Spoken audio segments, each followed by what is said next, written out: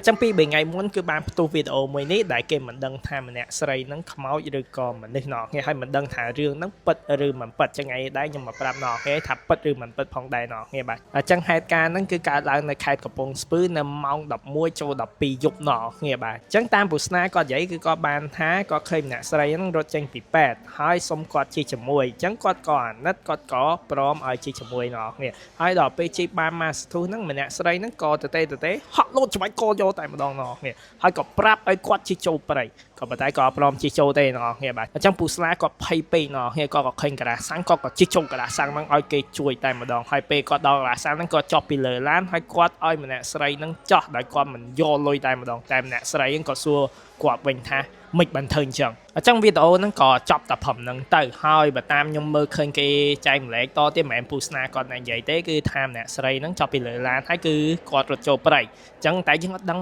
អត់ច្បាស់ទេណោះគ្នាបាទអញ្ចឹងរឿងហ្នឹងពិតឬមិនពិតរឿងហ្នឹងគឺពិតណោះគ្នាកើតឡើងមិនមែនតែណោះគ្នាបាទខ្ញុំមិនដឹងបើគាត់ fake ក៏មិនដឹងគាត់ fake ដើម្បីអីដែរណោះគ្នាបាទព្រោះអត់មានបានលុយបាយអីទេអញ្ចឹងរឿងហ្នឹងគឺកើតឡើងពិតតែអ្វីដែលយើងមិនដឹងនោះថាម្នាក់ស្រីនឹងកើតជាជំងឺឬក៏ព្រាយចូលយើងអត់ដឹងថាមួយណាទេណោះគ្នាចាំបើតាមវិទ្យាសាស្ត្រហើយនឹងពេទ្យគឺគេថាម្នាក់ស្រីនឹងអាចនឹងកើតជំងឺក្រឡាភ្លើងណោះគ្នាដែលជំងឺហ្នឹងមានអាការៈដូចជាភ្នែកក្រហមហើមដៃហើមជើងហើយនឹងធ្វើឲ្យស្មារតីអត់រឹងមាំក៏ប៉ុន្តែបើតាមជំនឿវិញណោះគ្នានេះគឺគេអាចហៅបានថាព្រាយចូលណោះគ្នាព្រាយហ្នឹងគឺព្រាយឈ្មោះថាក្រឡាភ្លើងណោះគ្នាបាទគឺឈ្មោះដូចគ្នាមែនតើណោះគ្នាក៏ប៉ុន្តែវីដេអូមួយនេះគឺខ្ញុំអត់និយាយពីព្រាយហ្នឹងទេព្រោះវារឿងវាវែងពេកណោះគ្នាចាហ្នឹងចាំវីដេអូផ្សេងទៅចាំខ្ញុំនិយាយពីព្រាយហ្នឹងអញ្ចឹងយើងសួរវិញថា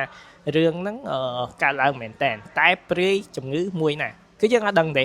យើងអត់ច្បាស់ទេក៏ប៉ុន្តែរឿងកើតឡើងមែនតើអញ្ចឹងយើងអត់អាចហើយបានថាព្រាយឬក៏ជំងឺបានទេយើងអត់ដឹងមួយណាទេណោះគ្នាអត់ច្បាស់ទេអញ្ចឹងយើងមានតែចាំពូសាបកស្រាយទេណោះគ្នាបាទហើយណោះគ្នាជឿមួយណាគឺស្ថិតនៅលើណោះគ្នាឯងទេគឺថាជំងឺឬក៏ព្រាយគឺលើណោះគ្នាទេតែធៀបពិតហ្មងយើងចាំពូស្រាបកស្រាយណោះគ្នា